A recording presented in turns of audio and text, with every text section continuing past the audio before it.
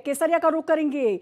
रक्षा मंत्री राजनाथ सिंह संबोधित कर रहे हैं। बिहार में गरीबी रेखा के बाहर हुए हैं। नीतीश कुमार के शासनकाल में बहुत सारी उपलब्धियां हैं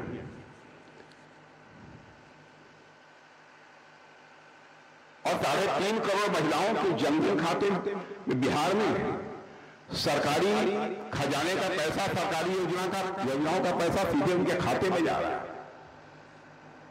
यहां पर हमारे किसान भाई भी बैठे होंगे, मैं उनसे जानना चाहूंगा क्या दिल्ली से भी जो पैसा चलता है आपके खाते में आता है? प्रधानमंत्री किसान सम्मान निधि के अंतर्गत क्या 6,000 रुपये से एक पैसा कम आता है? क्या बताइए, हाथ का पैसा कम आता है? नहीं आता है। मेरा भाइयों, पहले के हालात होते तो क्या होता? 6,000 रुपये यदि आपको सरकार, भारत सरकार देती, शायद 2,000 रुपया यदि आपके हाथ में आ जाता तो आप अपने को धन्य माने। भ्रष्टाचार समाप्त करने की बात तो सभी लोग करते हैं, लेकिन भ्रष्टाचार भाषण देकर समाप्त नहीं हो सकता।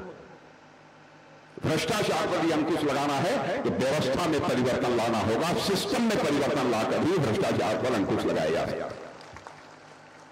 जो चीज हम लोग सोचते थे उसको करके हम लोगों ने दिखाया है। मेरे बहनों भाइयों, 10,000 रुपया हमारी माताओं बहनों को मिला है।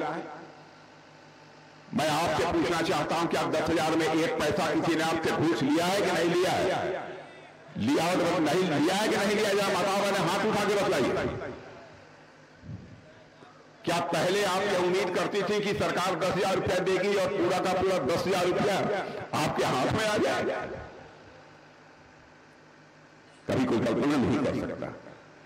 यह व्यवस्था का परिवर्तन है, यह सिस्टम में जो परिवर्तन हुआ है उसी का यह परिणाम देखने को मिल रहा है।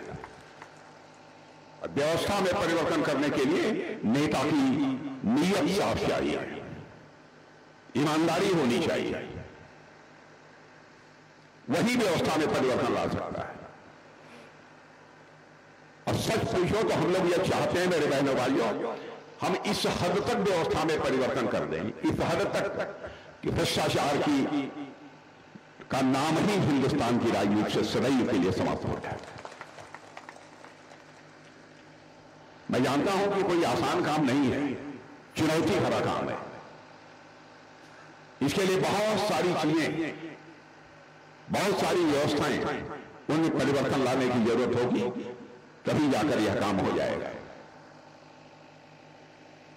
और ये कोई छोटी मोटी बात नहीं है कि 15-20 वर्षों तक कोई सरकार चलाए और उसके दामन पर कोई भ्रष्टाचार की दाग न लगे।